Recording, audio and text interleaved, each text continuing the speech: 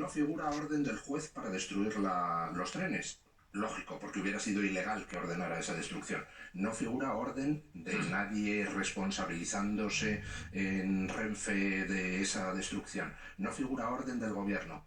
Se empezaron a destruir sin que nadie se responsabilizara del caso. Y cuando se presentó una denuncia ante el Tribunal Supremo para tratar de averiguar, pues resulta que el Tribunal Supremo la archivó sin hacer ningún tipo de investigación. Y cuando la juez Corocillán intentó tirar de ese hilo para ver quién había dado la orden de destruir los trenes, le cerraron la causa y acabó en un sanatorio psiquiátrico la juez, donde sigue. Entonces, discúlpame, pero sí, antes de que se pusiera esa denuncia ante el Tribunal Supremo, se hizo público que se estaban destruyendo esas pruebas. No, vamos a ver.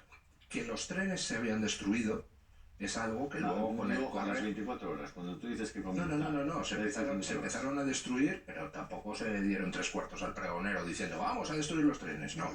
Se empezaron a destruir y en paralelo se saca la bolsa bomba de Vallecas, una prueba demostrablemente falsa. Entonces, de los libros que hemos visto antes, el fundamental, si alguien quiere informarse, es ese. Los misterios del 11M de Carlos Sánchez de Roda. ¿Por qué? Porque se centra en lo crucial del caso, que es cómo en cuestión de muy poquitos días eliminaron todas las pruebas del caso y sacaron una prueba falsa, la bolsa bomba de Vallecas, a partir de la cual se construye toda la versión oficial. Con eso claro, pues realmente todo lo demás, la instrucción del sumario, el juicio, los 200.000 moros que aparecen, los mineros asturianos, todo eso es morralla, todo eso es ruido, no va a ningún lado. Si la prueba fundamental del caso es falsa, y es demostrable que lo es, porque tenía metralla y los cuerpos de las víctimas del 11M no, pues entonces todo lo que se deriva de ella es falso, es ruido, es una estupidez. Pero, de todos modos, una estupidez, esa versión oficial, encima llena de lagunas, de contradicciones, de mentiras, de mamarrachadas. Los otros 4 libros que he mencionado usted antes entran ya en lo que es el análisis de esa versión oficial. Que no hay por dónde cogerla, es una versión oficial encajada a martillazos, porque ahí hubo mucha gente intentando meter sus pistas para controlar la investigación, y gracias a eso, pues al final no cuadra nada y gracias a eso pudimos investigar, ver las contradicciones del sumario, etc. Bueno, el sumario es demencial, el juicio fue demencial. Es decir, hemos terminado el juicio del 11M hace ¿cuántos años? ¿Más de 10? Resulta que en el juicio del 11M vamos a creernos la versión oficial, vamos a creernos que todos esos moros que salen a partir de una prueba falsa son los verdaderos culpables. Vale, ¿cuántos colocadores de las bombas han sido condenados? 1. Según la versión oficial, dicen que explotaron 10 bombas, más otras 2 que desactivaron los TEDx en las estaciones, más otra que es esa mochila milagrosa que apareció en una comisaría de policía, nadie sabe cómo, ¿no? 13 bombas. ¿Cuántos colocadores tenemos identificados? 1. Más luego nos dicen que otros 7, pero no se sabe, porque en el juicio no se pudo hacer ninguna pregunta, porque como estaban muertos, el juez no dejó hacer preguntas sobre su posible participación, pero nos dicen que otros 7 tíos que se suicidaron en Leganés también colocaron bombas. ¿Cómo? Pues no se sabe, pero ya tendríamos 8, faltarían 5. Bueno, pues resulta que se cierra el juicio del 11M y se acabaron las investigaciones. Nadie se ha molestado en saber cuáles eran los otros 5. Oiga, vale, vamos a creernos la versión oficial, ¿me la puede contar? Es que ni siquiera es completa la versión oficial. Pero además, lo de los 7 muertos de Leganés es de traca. Lo de los 7 muertos de Leganés resulta que, para empezar, no se les hace autopsia a los 7 muertos, contraviniendo de nuevo la normativa del procedimiento criminal. No se les hizo autopsia, con lo cual, pues dices, ¿qué motivo habría para no hacer esa autopsia? Pero además en Leganés pasaron cosas muy curiosas, y es que resulta que estalla un piso donde se supone que 7 tíos se hacen volar. 7 islamistas muy radicalizados que resulta que son tan considerados que les rodea la policía, nos dicen, a las 2 de la tarde y hasta las 8 de la noche no se hacen volar. Dan 6 horas para que se desalojen a todos los vecinos de los bloques de alrededor. Oiga, que islamistas tan considerados, ¿no? Pero es que, además... ¿Ese piso no era del hermano de Enrique García Castaña? No me consta, no lo sé. Sí.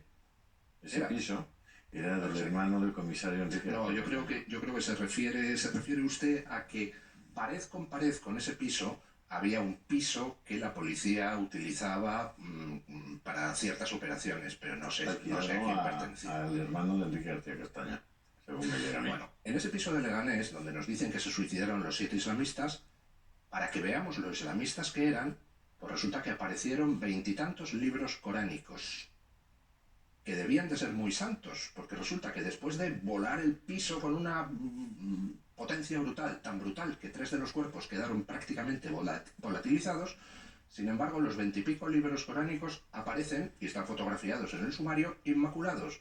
No tienen ni un rasguño, ni una quemadura, no falta una página. Entonces me molesté en cogerme a alguien que sabe árabe y que me tradujera las portadas de los libros. ¿Saben ustedes qué eran esos libros? Pues una parte de ellos eran efectivamente libros coránicos suníes. Los marroquíes, es decir, esos que habían muerto en Leganés, son suníes. Es lógico que aparezcan libros coránicos suníes, pero otra parte eran libros chiíes, que es algo así como si me dice usted que un comando de radicales del Real Madrid se ha hecho volar por algún tipo de cosa en un piso y como lectura de cabecera aparecen los mejores goles del Barcelona. Oiga, no tiene ningún sentido. Está lleno el sumario de chorradas inmensas, como por ejemplo una carta de despedida de uno de esos suicidas, un marroquí que vive en España, a su familia en Marruecos, diciendo me voy a hacer volar, pues no, me voy a matar, me voy a inmolar, la yihad, bla, bla, bla, bla. Entonces esa carta, escrita por un marroquí a su familia en Marruecos, carta escrita en árabe, resulta que nos dicen que es de uno de los que murió en el piso, Abdenabi Kounya. ¿Y cómo lo sabemos?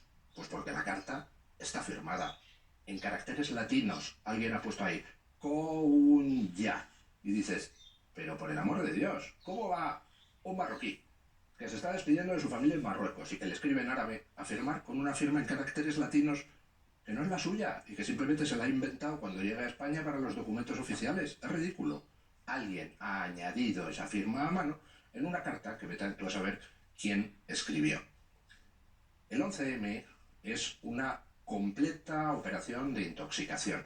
Intoxicación además de manipulación de la opinión pública del libro. Porque ¿qué hicieron con los españoles? Pues algo muy sencillo, decirle a los españoles, tú eres de derechas, entonces tú tienes que creer que ha sido ETA. Tú eres de izquierdas, tienes que creer que ha sido Al Qaeda. Y ala, enredaros en eso. Pelearos los que creéis que ha sido ETA con los que creéis que ha sido Al Qaeda. Y si no crees que ha sido Al Qaeda, entonces que eres un poco facha. Y si no crees que ha sido ETA, entonces que eres un poco rojo. Y mientras los españoles se pegaban con eso, les colaban una versión oficial absolutamente inmanejable, ridícula, cuando no fueron ni ETA ni Al Qaeda.